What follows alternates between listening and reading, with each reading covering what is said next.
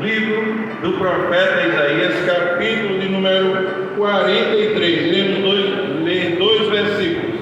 Isaías 43 e o verso 18 e 19. Apenas dois versículos para a nossa reflexão. Não vos lembreis das coisas passadas, nem considereis as antigas. Eis que faço coisa nova, que está saindo à luz.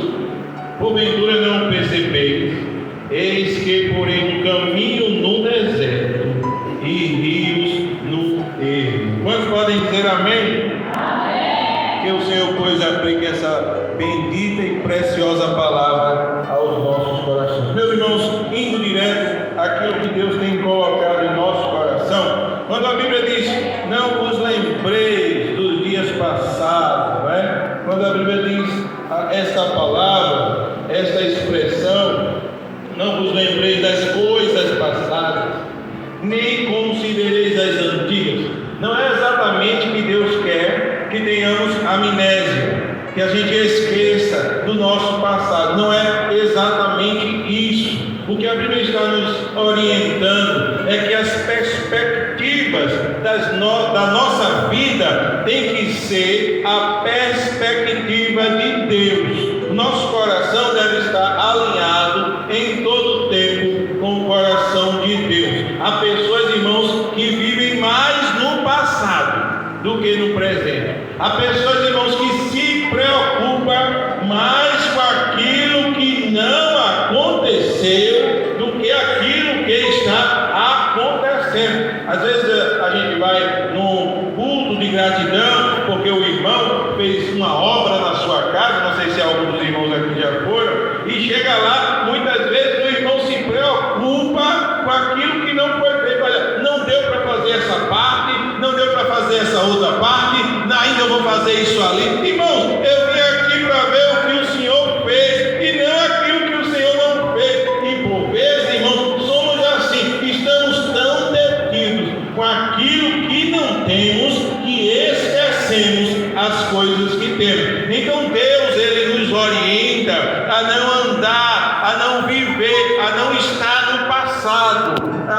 Alguém já disse com muita sabedoria, né, que quando estamos dirigindo um veículo, um carro, percebemos que o para-brisa é bem maior do que o retrovisor, e tem gente que insiste em olhar para o retrovisor, e aí vem Deus e diz assim, olha, eu tenho coisa melhor na tua vida lá na frente. Aquilo que eu não fiz no passado não quer dizer que eu não vou fazer no presente, que eu não estou fazendo. E às vezes nós estamos despercebidos daquilo que Deus já está fazendo na nossa vida. Percebemos que o verbo está sendo utilizado no presente, né? Ele diz assim, eis que faço coisa nova. Não é eis que vou fazer coisa nova. Não, o verbo está no presente, eis que faço. Foi escrito há muitos anos atrás, mas continua valendo, eis que faço. Deus está em uma construção contínua na minha vida e na tua vida, e muitas vezes nós não percebemos. Aí o Senhor vem e nos orienta e diz assim, olha, você ainda não está percebendo o que eu estou fazendo. Irmãos, quantos exemplos na Bíblia de pessoas que não perceberam aquilo que Deus estava fazendo, que Jesus estava fazendo em sua vida. Se você, por exemplo, abrir a sua Bíblia, no Evangelho de João, no capítulo de número 5, há uma história bem conhecida dos irmãos, de alguém que sofreu tanto por causa do seu passado, que ele se acomodou ao passado, né? Ele se acostumou. Quando Deus diz que nós não devemos estar levando o passado em consideração, seja coisas boas ou coisas ruins, quando eu e você às vezes se alegra tanto com o passado, estamos dizendo para Deus que Ele não é capaz de fazer melhor ou fazer novamente. Quando estamos presos aos nossos traumas,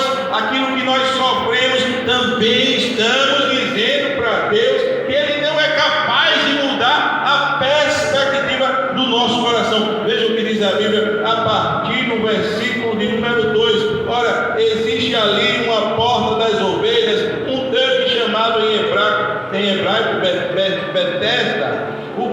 5 pavilhões, versículo 3 do capítulo 5 do Evangelho de João. Nesse jazia uma multidão de enfermos, cegos, coxos e paralíticos, esperando que se movesse a água, porquanto um anjo descia em certo tempo, agitando-a, e o primeiro que entrava no tanque, uma vez agitada a água, sarava de qualquer doença que tivesse. Versículo 5, estava ali um homem enfermo, havia 38 anos. Jesus, vendo deitado e sabendo que estava assim há muito tempo, perguntou-lhe: queres ser curado?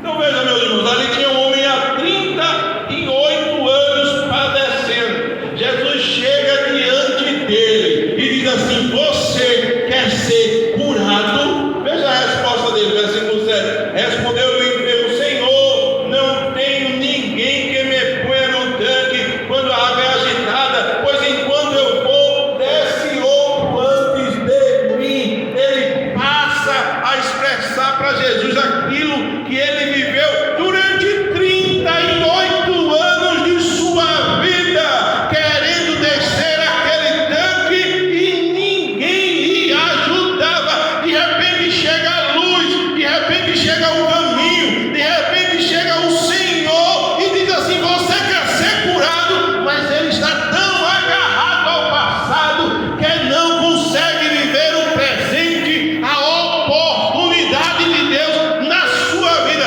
porque estava preso ao passado. E aí ele diz para Jesus: não há quem me jogue no tanque, me leve no tanque. Há 38 anos eu estou aqui e ninguém me leva, por isso eu não sou curado. Não foi isso que Jesus perguntou. Ele nem sequer percebeu o que Jesus perguntou a ele. E Deus, irmãos, conhecendo o coração daquele que está preso no passado, nos traumas da vida, naquilo que a vida trouxe muitas vezes de tão traumatizante para a sua vida, Jesus não levando em consideração, porque Deus olha aquilo que está no nosso coração. Versículo 8: então lhe disse Jesus: levanta-te, toma o teu leito e anda. Jesus queria fazer um milagre na vida daquele homem pela fé, que ele cresce, que ele dissesse assim: eu creio que tu és o Filho de Deus e que tu podes me curar. Mas como ele não pôde sequer crer, porque ele estava preso aos traumas do seu passado. E tem muita gente, irmãos, que às vezes não vai para frente porque está andando para trás, está preso naquilo que aconteceu há não sei quantos anos atrás. Quando eu cheguei na igreja, aconteceu isso, uma vez aconteceu aquilo. E tem gente preso, irmãos, no passado, e não consegue viver os planos e projetos de Deus na sua vida. A vez que Jesus agiu por soberania e olhou para aquele homem. Não foi isso que eu te perguntei, não era essa resposta que eu queria, mas eu sou soberano, vi o teu sofrimento e resolvi agir. Homem, levanta, pega o teu leito e anda. E o homem se levantou. E quantos, irmãos? E quantos de nós, muitas vezes, nem percebemos aquilo que Deus quer fazer na nossa vida, porque estamos presos, às vezes, a uma condição. Ninguém na minha casa fez faculdade, eu sei que eu não vou fazer. E muitas vezes Deus se utiliza de um meio, aparece uma forma e Deus coloca você lá, porque Ele é Deus. A outra ideia, irmão, do texto, e que Deus diz assim: eis que faço uma coisa nova, que está à luz, né? E ele diz: porém caminho no deserto e rio no erro. E talvez alguém pergunte: é poético? É só uma expressão? Irmãos, eu digo aos irmãos que não. Quando Deus nos promete isso, nos promete de verdade. Ele fez na vida de tantas pessoas. Se você abrir a sua Bíblia aí em Atos dos Apóstolos, capítulo 12, você vai ver Deus abrindo caminho no deserto na vida do seu servo. Veja o que diz a Bíblia no capítulo 12 de Atos, a partir do versículo de número 6. Atos, capítulo 12, o verso 6. Abra a Bíblia, em nome de Jesus. E o texto vai dizer assim: quando Herodes estava para apresentá-lo, naquela mesma noite Pedro dormia entre dois soldados, acorrentado com duas cadeias, e sentinelas à porta guardavam o cárcere. Eis, porém, que sobreveio um anjo do Senhor, e uma luz iluminou a prisão, e tocando ele o lado de Pedro, o despertou, dizendo: levanta-te depressa. Então as cadeias caíram-lhe das mãos. Disse-lhe o anjo: cinge-te e calça as sandálias. E ele assim o fez. Disse-lhe mais: põe a capa e segue-me. Mas veja, irmãos, qual é a percepção do apóstolo Pedro, versículo 9. Então saindo, seguia, não sabendo que era real o que se fazia por meio do anjo, parecia-lhe antes uma visão. Pedro nem se percebeu aquilo que Deus estava fazendo na sua vida. Para Pedro era uma visão, para Pedro era apenas um sonho que estava acontecendo. Ele não tinha noção daquilo que Deus já estava fazendo. O versículo 10 diz assim: depois de terem passado a primeira e a segunda sentinela, chegaram ao portão de ferro que dava para a cidade, o qual se lhe abriu automaticamente. Irmãos, quando eu li isso aqui, eu percebi que alguém que disse que o portão automático surgiu no ano tal, não sei o quê, eu percebi que estava enganado, que surgiu bem antes. Quando Pedro veio, o portão abriu automaticamente. Foi Deus, irmão, que inventou aquilo que é automático. O portão fez e Pedro passou. Veja que Deus é maravilhoso.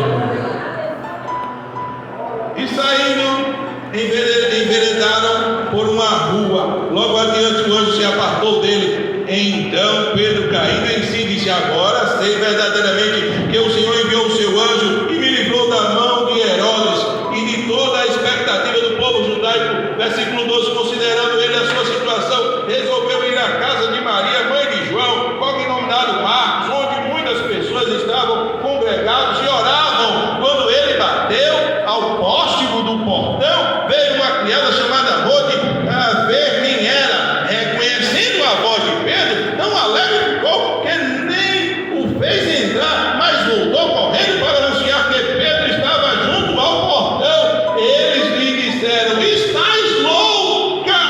Ela, porém, persistia em afirmar que assim era. Então disseram: é o seu anjo. E versículo 16: entrando Pedro, continuava batendo. Então eles lhe abriram, viram-no e ficaram atônitos, porque eles não conseguiram entender, compreender o que Deus estava fazendo na vida de Pedro. Eles estavam orando por Pedro, dizendo: Senhor, vai lá, Senhor, liberta, Senhor, livra. E quando Deus livrou, eles nem se perceberam que Deus havia feito um milagre. Disseram para aquela criada: você está louca. Assim é o nosso Deus, irmãos. Ele abre caminho no deserto e põe rios no ermo. Sabe aquilo que morreu, irmão, e que não tem vida? Deus é capaz de dar vida novamente. Às vezes alguém perde a perspectiva de tal maneira que perde totalmente as esperanças. E tem gente que, por não perceber aquilo que Jesus está fazendo, que Deus está fazendo em sua vida, por muito pouco não perde de vivenciar os milagres de Deus em sua vida. Os irmãos lembram de Marta e Maria? Quando Jesus chega, elas estão tão presas ao passado que a primeira coisa que elas dizem é: se tu estiver aqui, nosso irmão não teria morrido. Estava preso ao passado, ele já morreu. Se tu estivesse antes aqui, eu sei que tu eras poderoso para curar, não deixar ele morrer. O que elas não sabiam era que Jesus é poderoso para dar vida àquele que já morreu. E Jesus disse: eu vou reviver, eu vou ressuscitar o teu irmão. E aí elas inventaram de ser teólogos.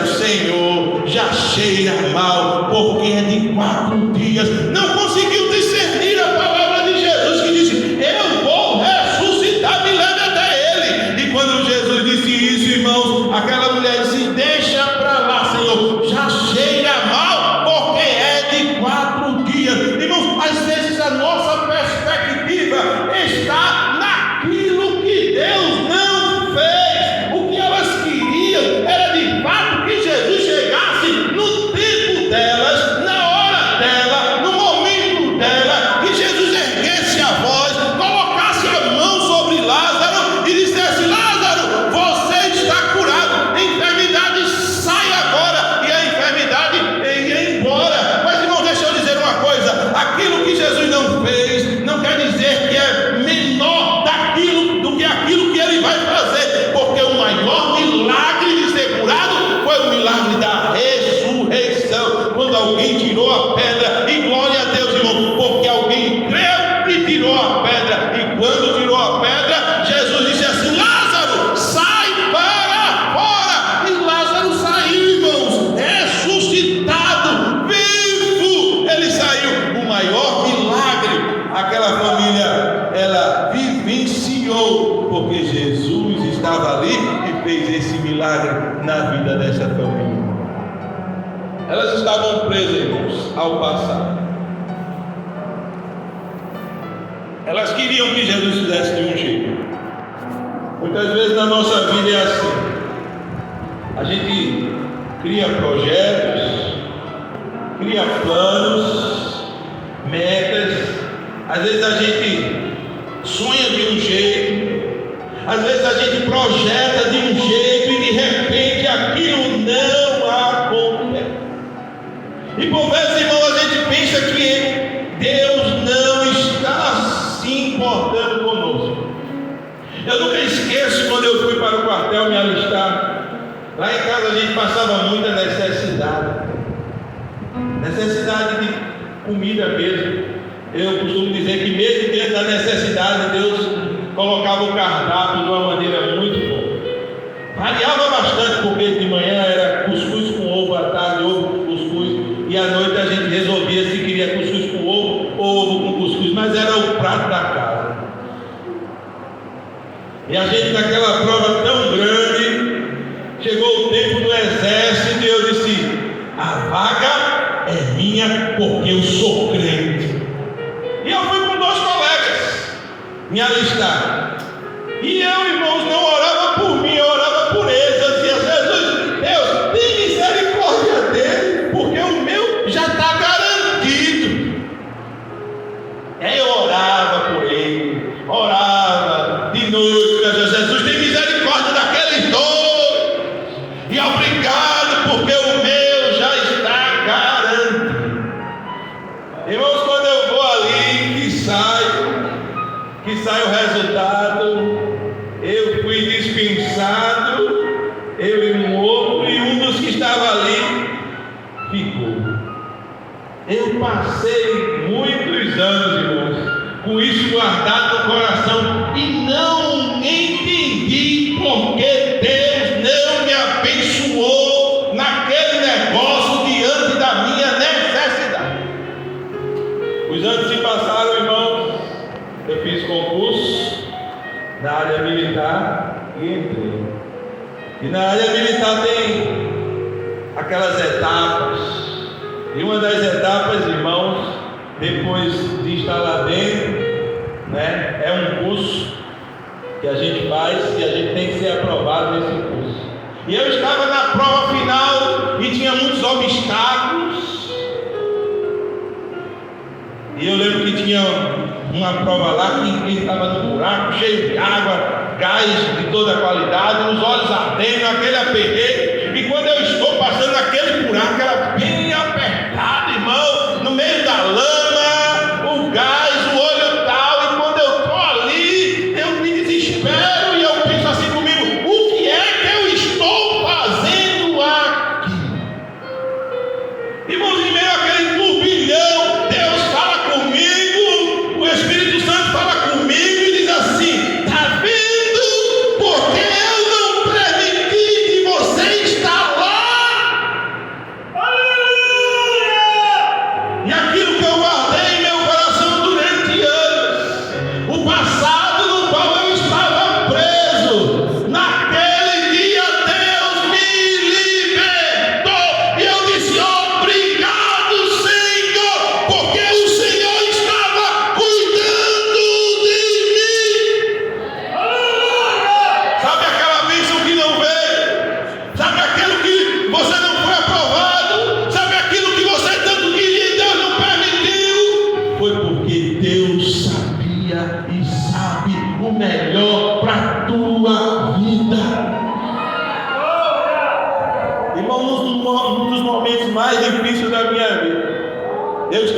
problemas no trabalho, uma luta, uma tempestade tão grande, e também estava passando uma tempestade tão grande também na obra. Chegou um dia que eu cheguei na igreja e de repente a minha filha chorava, não sei se ela lembra disso, mas minha esposa lembra, e ela chorava porque alguém me mordeu. Luta de um lado, luta do outro. E eu me lembro que eu me ajoelhei, eu não tinha uma palavra para dizer para Deus, e a única coisa que eu consegui dizer foi: eu sei que tu estás cuidando de mim. Eu preferi acreditar, irmãos, que em meio a esse turbilhão todo, Deus estava cuidando de mim. Então, nessa noite, saia daqui com uma consciência que não há Deus, nunca se ouviu falar, nem nunca se ouviu compreender através de ouvido algum, ou ninguém nunca viu um Deus como o nosso Deus, que trabalha para aqueles que nele esperam. Ele trabalha em todo tempo, trabalha em todo momento. Ele não tira folga, ele não pestaneja, ele não cochila. Enquanto eu e você está aqui, ele está cuidando de nós.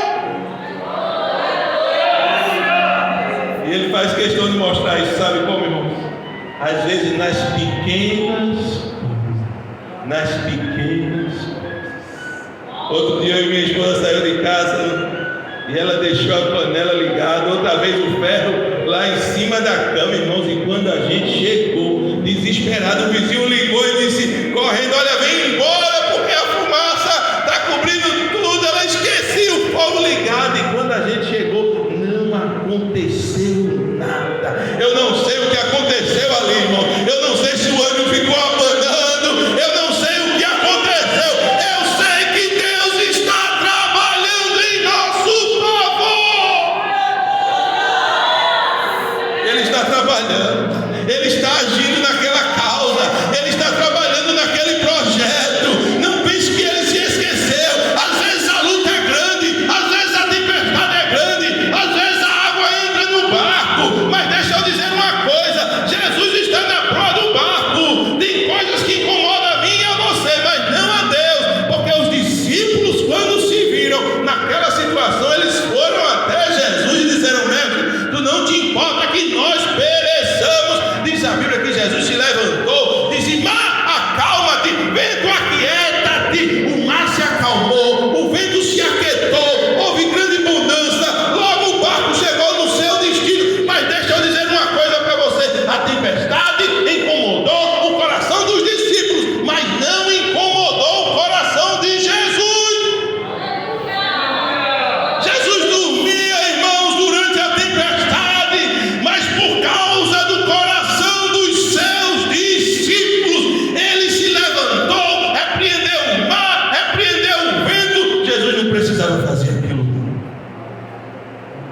Você sabia que Jesus não precisava fazer aquilo?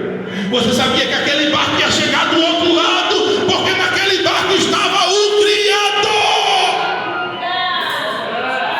Jesus não precisava acalmar aquela tempestade, não, irmão.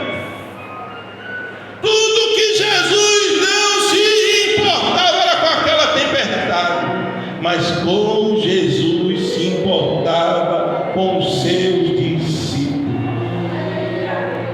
E Jesus disse: por quê vocês estão assim?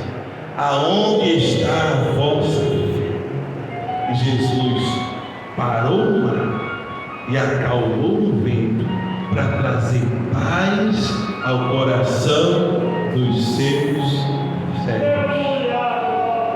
Essa tempestade que você enfrenta, essa batalha, essa luta, não incomoda a Deus em nada, mas o teu coração e aquilo que está no teu coração incomoda o Senhor. Ele sente a dor que você sente, ele não suporta as tuas lágrimas. Deixa eu encerrar dizendo uma coisa para você: quando você